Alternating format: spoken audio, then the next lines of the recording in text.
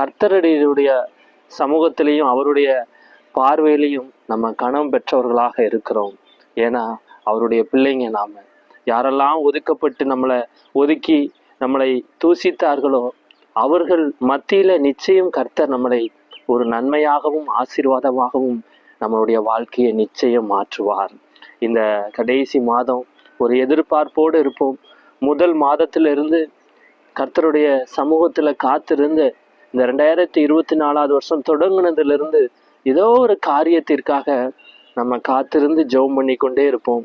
அப்பா, இதுக்கு ஒரு சீக்கிரம் ஒரு முடிவு வரணும், ஒரு ஆசீர்வாதம் வரணும், என் பிள்ளைகளுக்கு ஒரு நன்மை நடக்கணும், என் குடும்பத்திற்கு ஒரு ஆசீர்வாதம் நடக்கணும், இதெல்லாம் எப்படி ஆகும் என்று நீங்க ஒரு எதிர்பார்ப்போடு ஏதோ ஒரு காரியம் உங்களுடைய இருதயத்துல போட்டு வேதனைப்பட்டு கொண்டு அதற்காக ஜெபிச்சு கொண்டு இருப்பீங்க.